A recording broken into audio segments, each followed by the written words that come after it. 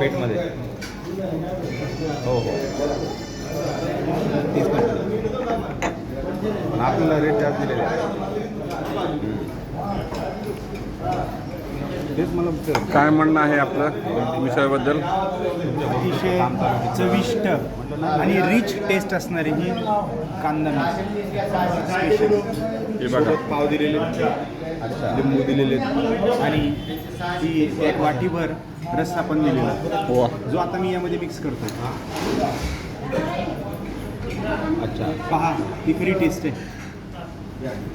हां, मिसळ ही झणझणीत असते, ही व्याख्या इथं खोडून काढलेली आहे बरं का.